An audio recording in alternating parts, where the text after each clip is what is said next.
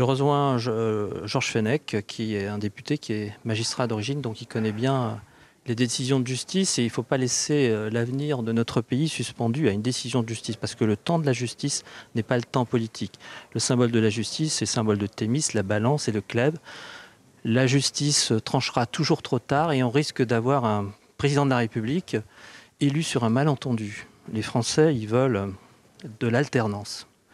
Et moi, je ne veux pas que l'alternance soit celle des extrêmes, du Front National ou du Front de gauche. Et si c'est la gauche qui est renouvelée, ça ne sera pas l'alternance, ça sera une continuité. Les Français, ce qu'ils veulent, c'est changer de donne. Ils veulent une alternance politique. Et il faut une élection qui soit noble. Il faut un candidat de droite qui soit fort. Notre candidat est affaibli. Il faut qu'il y ait un vrai combat. Alors, un vrai combat pour cette présidence. Que faut-il faire selon vous? Qui voyez-vous pour remplacer François Fillon? Je pense que notre candidat doit arrêter.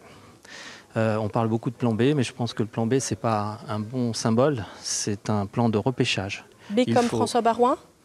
Je pense qu'il faut... Les Français veulent un renouvellement de la classe politique.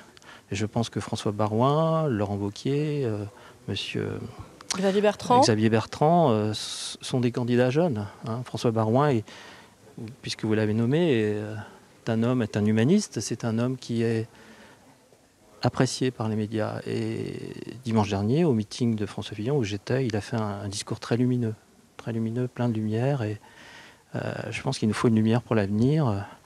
Éclairer le chemin. Est-ce que ce n'est pas trop tard quand même de remplacer maintenant François Fillon? Est-ce que cette élection, elle n'est pas forcément perdue d'avance? Je suis médecin, je suis radiologue, je traite des cancers.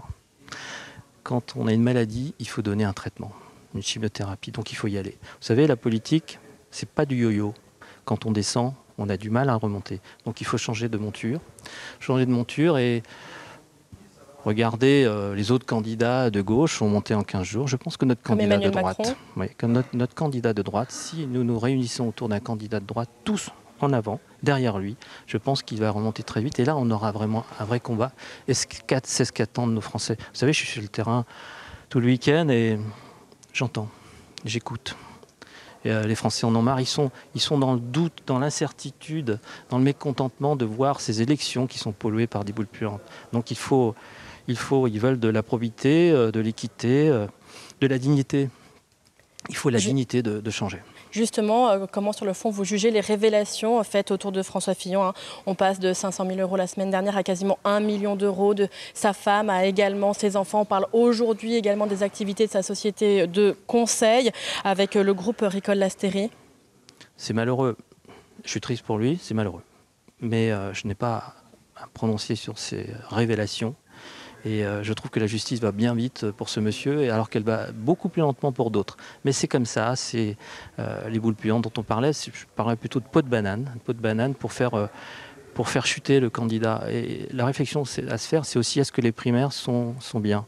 J'ai l'impression que les primaires, elles ont été là pour nommer celui qui va perdre à gauche et celui qui va perdre à droite. Donc il faut, parce que si les primaires étaient faites actuellement, je pense que le résultat ne serait pas le même. Donc il faut changer, il faut se rétablir, il faut reprendre l'initiative. La droite doit reprendre l'initiative, tous derrière un candidat.